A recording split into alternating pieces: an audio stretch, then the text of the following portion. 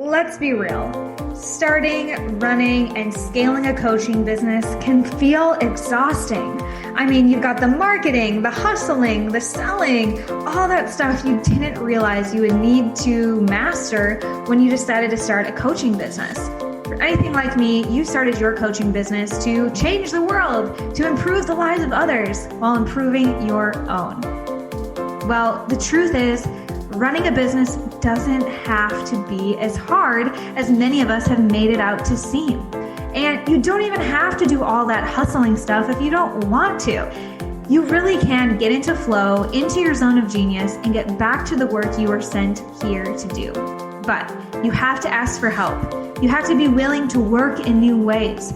You have to be willing to open up your mind to mentors who might be doing it differently than you've ever considered. And you have to be willing to actually implement new ways of thinking and running your business. If you're up for that, stay tuned. I'm Hanna Hermanson, your certified coach, international speaker, author, and yes, the founder of Dream Life is Real Life and the host of this show. And I've been able to help hundreds of coaches build, scale, and enjoy their online businesses. Essentially, make their dream life their real life. And if you'd like help improving your business life and get your coaching business to the next level, we might be able to help you. Head on over to dreamlifeisreallife.com/show to get all the resources and episodes that we talk about in this community. You can join our Facebook community, you can find me on Instagram, but more importantly, if you're really ready to integrate what you learn here today and on other episodes, then you'll be able to set up a complimentary 10-minute chat with my team. Again, at dreamlifeisreallife.com/show, no strings attached. We love getting to know you and seeing what are the right next moves for you. But now let's get on to the show. In this podcast, you'll find the real people, concrete tactics, and weekly motivation and inspiration to make your dream life and business real. I started this podcast to bring you the role models that I never had. We talk to successful entrepreneurs, freedom seekers, business owners, and people living life on their own terms. To be a true leader, to create the legacy you desire, and to live in alignment, you need a tribe lifting you up. And I've made it my mission to be your tribe, to bring them to your ears at least, because after all, we are all in this together. Now, let's cue the music. All right, everyone. Today we are hanging out with Kendall Corso. Kendall has a background in the music industry. She's produced festivals, concert series, and she served as the editor-in-chief and VP for a top music media outlet. And she recently co-founded a nonprofit that connects music industry professionals with mental health and wellness resources. So welcome to the show, Kendall. Thanks so much, Hanna. Yes, for having me. I love getting to talk to people who have blended their experience and their passions into meaningful businesses. So excited to learn a little bit about what's brought you here to be a founder. So if you could just tell us a little bit about, how these dots have connected and what inspired you to start your own gig, pun intended. So interestingly, you mentioned turning passion into a business, and connecting passion with purpose has always been at the front of my mind. I guess the long story is that my godfather was in a famous rock band, the Allman Brothers Band, and my whole childhood was spent listening to music with my father, going to see live music, traveling the country to see them perform in California, New York at the Beacon in March every year. And it was just very much part of my life. Those experiences of seeing how intense backstage is and kind of the work that goes into a show and just that whole A to Z process was always really inspiring to me. And I knew pretty early that I wanted to work in that industry, but I didn't know exactly what it was going to be. So while I was in college, my godfather produced an event in New York. It was a camp that has since gone on for 7 years, and it's a camp for all ages where people come to learn and connect and be together. And that was my first social media gig. That first year, I met a young 8-year-old guitar player. His name is Brandon Taz Niederauer, and he blew everyone's mind. I actually went on to become his social media manager, and I am now still working on his management team. So when I graduated college, Taz, we call him, got a gig performing in Broadway as the lead guitarist in the School of Rock, the musical performance. And amazing. It was amazing. So amazing that movie, the School of Rock movie, was the movie that inspired him to pick up the guitar only 2 years prior to him landing the role. Oh my gosh. Okay, like my little small town, Wisconsin, I'm like, famous people, you know? When I moved to California, I was like, oh my gosh, I'm going to see so many famous people. And I have yet to really see famous people. Come on. Unexpected, right? I thought they were just like walking around everywhere, but not here in Sacramento, apparently. But I love this. You know, I think it's so relatable to be that young person seeing things happening or having that connection or like being behind the scenes or doing, you know, take your daughter to work day. Yeah. Those types it's of really things. Exciting. Totally. And as like a young motivated college student, it was just like, wow, I have these opportunities around me. I'm going to see where it fits. So when Taz landed that job was my opportunity to move to New York, get an apartment, and help him through that whole process. So I lived with the kid, and he was probably 10 years old at the time, and I took him to his practices, made sure he did his homework at the end of the night, and his parents allowed for me to do that until I found whatever job was going to accept me out of college. I knew I had to get to New York to get my foot in the door in the music industry. I knew I had to be there to take the interview when it presented itself. And so Taz was my way to do that. I still work on his management team today, but he is a high school student and focusing on high school things while also touring on the weekends, and I promote his shows and whatnot. So the story continues that I once in New York started working for Live for Live Music, which is a music media outlet. That was my opportunity to get my foot in the door in the music industry. They do thing from publishing content. You know, I've published over 2,500 articles myself, but we also were collaborating with Live Nation and AEG and some of those top promoters for campaigns. We were producing music festivals in New Orleans, in Florida, in Brooklyn, and eventually in Denver. So it was my way of getting to wear all of the hats and seeing exactly what it is that I liked. That willingness to just like jump in, like dive into the deep end, I think is what is a secret of folks who do that like overnight success thing, or how are you so young, like doing all these things, founding these nonprofits. And what I'm hearing is that you were just willing to like go for it, jump in, take the opportunities, be ready to say yes to things. And I think that's so important. To become an entrepreneur, you have to be a yes person. I think, though, to stay an entrepreneur, you have to become a no person. And I'm curious if you found that at all, because there's so many opportunities still coming at you all the time. So how have you been able to really double down, maybe have some singularity of focus and, you know, get a nonprofit off of the ground now? Sure. So it's really, okay. So in the college framework of thinking, you have to say yes. You have to walk through new doors, or you're not going to find that next piece of the puzzle that will, you know, introduce you to the person or influence you to have that thought or whatever it is that's going to bring you to the next point in your life. I was never one of those people that knew exactly what I want to do. I still am constantly evolving. And so that's why saying yes, taking new opportunities is really important. However, saying no is just as important. You cannot overcommit yourself, or you will find yourself underperforming, letting people down, maybe not letting other people down, but letting yourself down, not incorporating time and space for, wellness, routine, taking care of yourself, self-care, all of the things that make you really good at whatever it is that you're trying to do, you have to work at. And so I've definitely found myself in positions in the past where I've been at capacity, too many projects, and have to say no to some things. Yeah. And the reactions that I get when I do say no are really positive. People want to know that if you're saying yes to something, it's because you can commit to it. Yeah. People don't want you to say yes just because you have to. I actually said no this morning.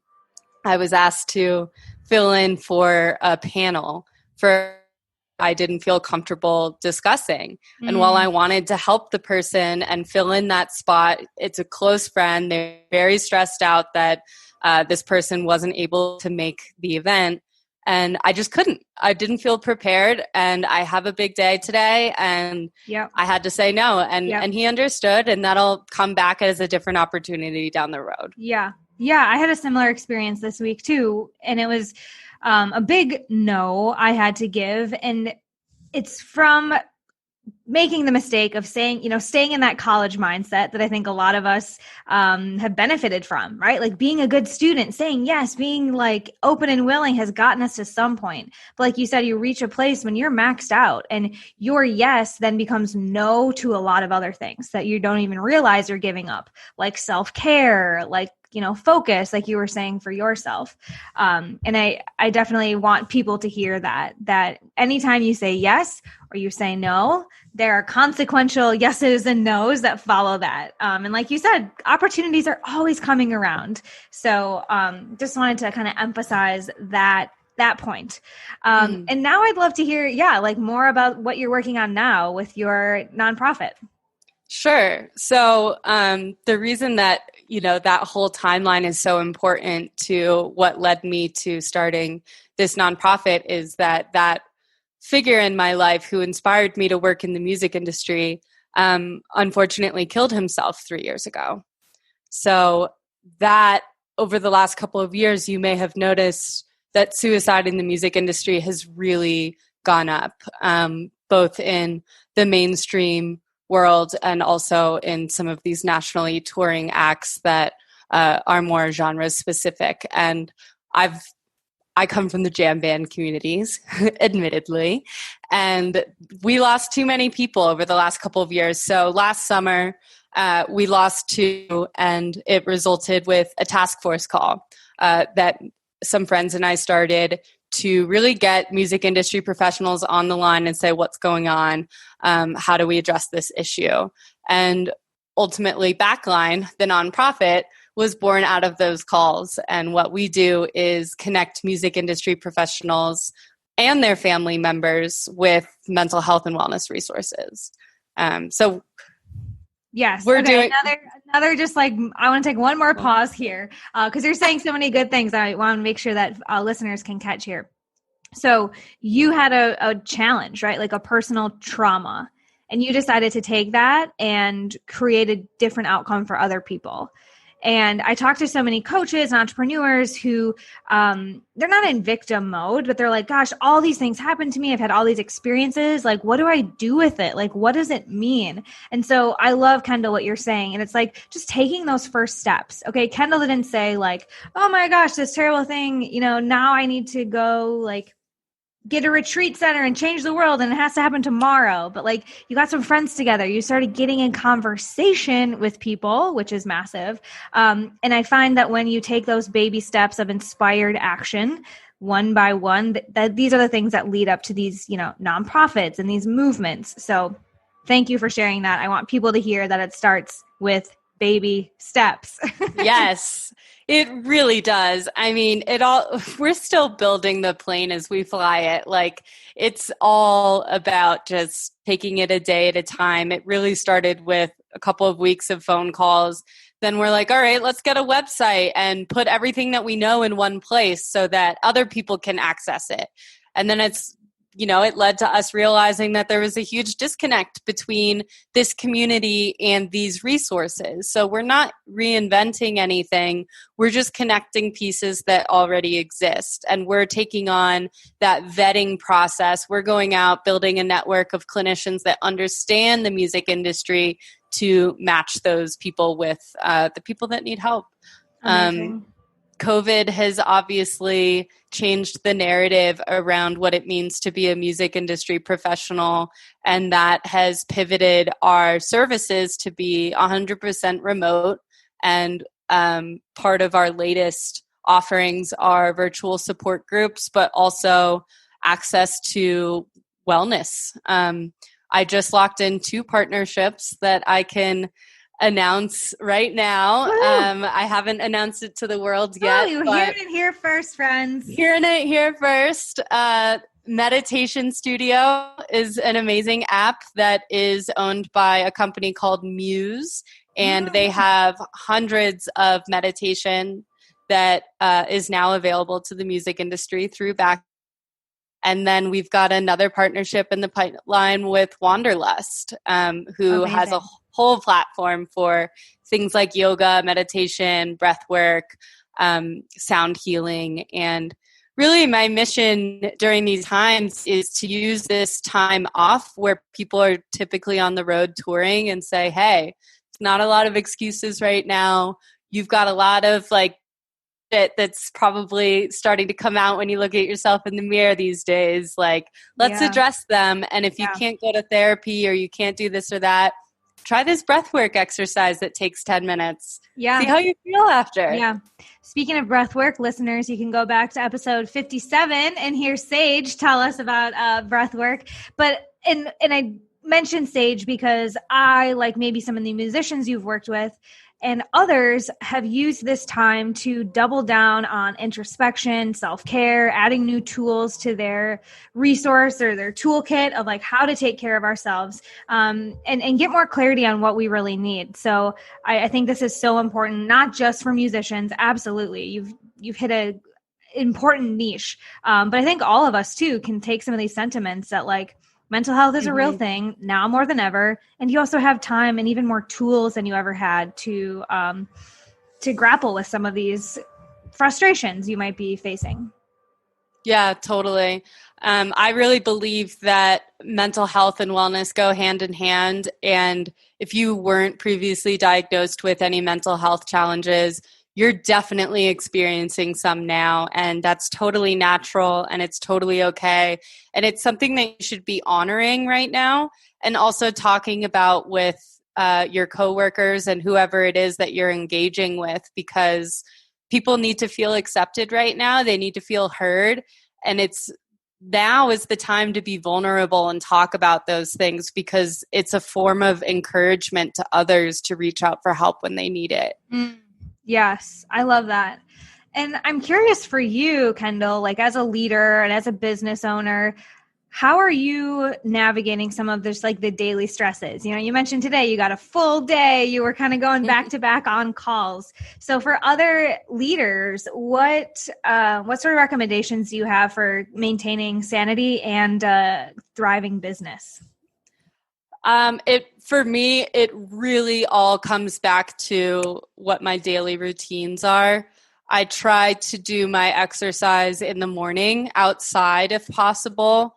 Getting outside and getting that vitamin D can be such a day changer. And I think it's important for everyone today. So for me, who doesn't have a lot of time, I try to match that with my exercise. So during the pandemic, Peloton provided 3 months of free subscription.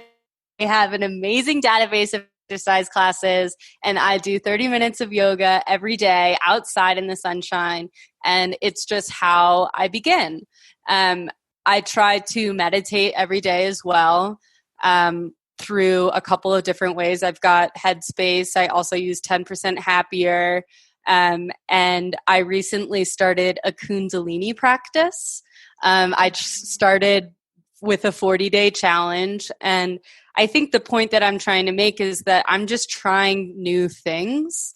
And that, Kundalini is the most vulnerable part of my day. I am sharing a house with people and I'm literally chanting, yelling at the top of my lungs, like things that I don't even know what it means. And it's just, but it has translated in my life in very different ways. It's made me more confident in expressing myself. It's made me not really hold myself back when I want to say something. And I think that trying these new wellness practices has really kept me level-headed and has kept me interested. Life is obviously more monotonous than it's ever been, especially I used to travel for work in the music industry, entertainment, and but I'm really soaking it in. I'm waking up early, going to bed early, spending time with my husband, and just trying to take a lot of time for me.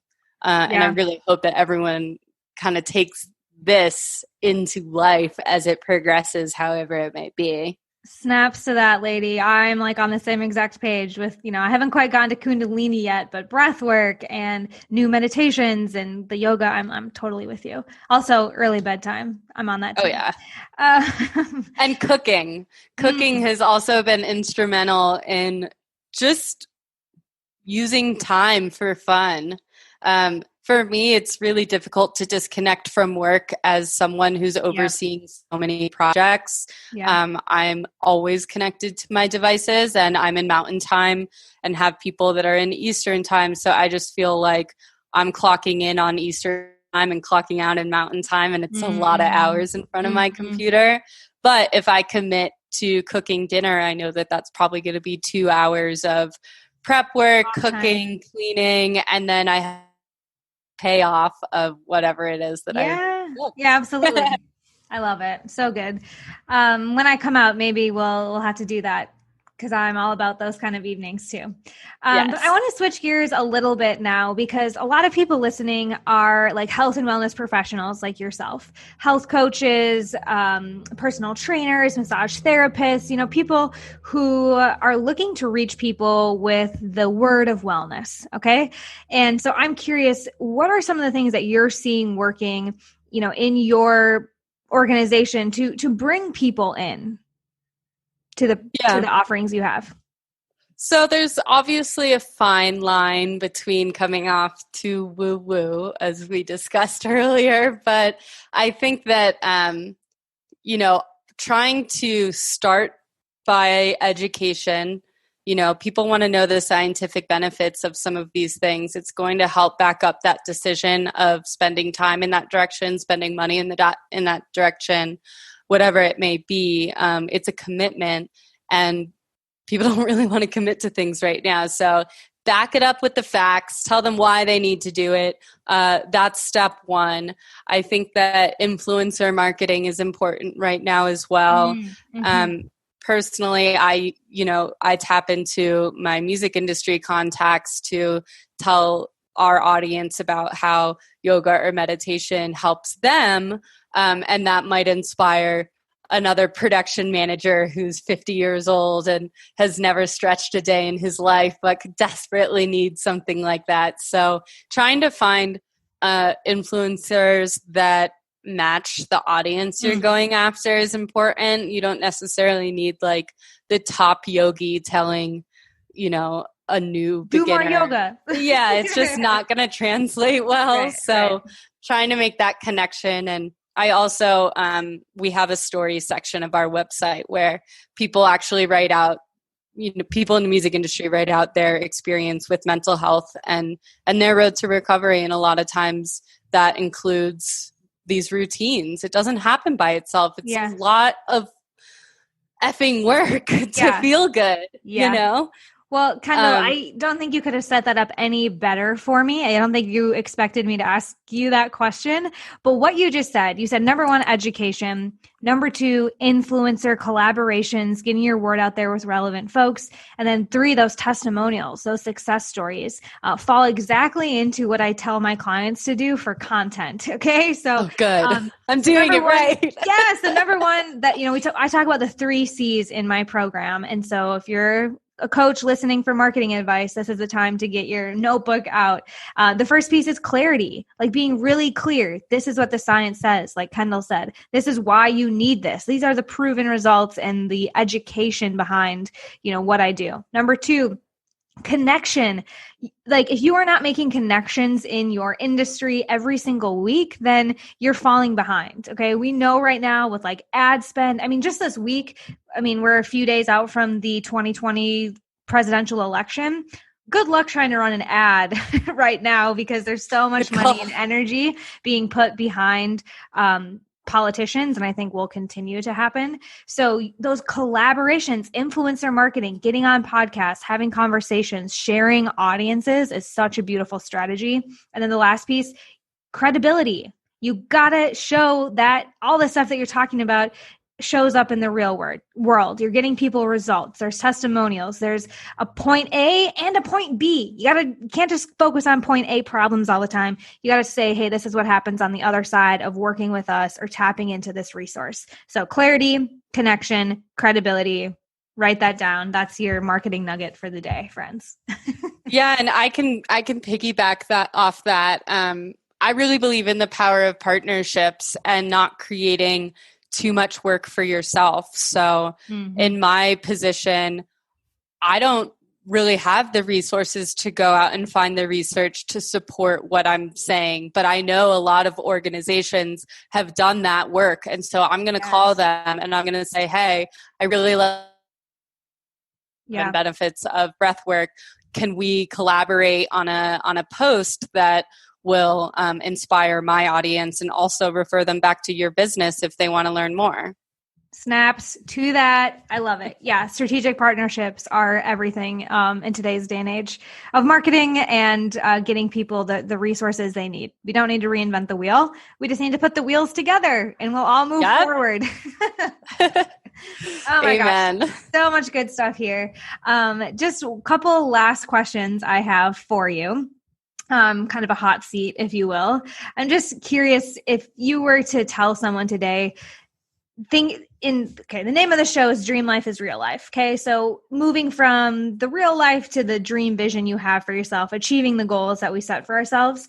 What is one thing you would tell someone that they could do today to help them get closer to their ideal life? Start a side hustle. Ooh, I love that. I think that financial success is a really difficult thing to achieve, especially if you're going out the gates with your own entrepreneurial vision. And if you have a skill that might be useful to others that doesn't necessarily align with your vision, find an easy way to support your vision through, a couple hours of work a week that might be useful to you. Yes. My side hustle is social media. And that's what helps me continue to work on what I'm passionate about and pay my bills. I feel like not enough They don't always align. I feel like not enough people talk about that. I always encourage all of my clients to have multiple streams of income. Don't just rely on like one thing to bring you clients like a machine. Okay. Like let's think about other things that you can be strategic partnerships you can be making with money perhaps. Something I do on the side, I coach, but I also do done for you copywriting. And I love copywriting, but I don't feel like that's like my purpose, like why I was planted here is to like write emails like you might feel, but it support, it's a means to an end. It supports some of the other people doing what they want to do. And it's nice to have that supplement, take some of the pressure off of your business, like you said. Yeah. And it also just, the more things you're involved in, the more people you're going to meet. Right. So that back just to that college mindset. Exactly. But networking. Extracurriculars. Yes. Networking and staying relevant. Like I've recently been putting more of my time into focusing on LinkedIn and updating people on what I'm working on. And a lot has come from that. The algorithm there is really interesting how, if I post something and you comment on it, Hannah, your people are going to see it. Yes. Yes. And then people who might resonate with my mission are going to reach out to me. And that's happened for me. And it's, I don't know of a network that works like that. And, it's a gold mine right now for a lot of industries, which is probably a topic for another conversation sometime. But speaking of this, getting connected with you, how can people continue this conversation, learn more about Backline, and get connected with you? Sure. So backline.care is our website. Currently rebuilding our website for a relaunch. Always. Stay tuned. But socials are backline.care. I post a lot of mental health and wellness resources on there, but it really is specifically curated music industry audience. But if you're not part of that audience and still want to get connected, we have a lot of fun fundraising initiatives that overlap with our music industry community. So definitely keep an eye out around the holidays for cool holiday lists and auctions and whatnot. We have a lot of fun, and we try to champion the conversation around mental health with some people that you might be interested in hearing from. So backline.care. Amazing. Behind the socials.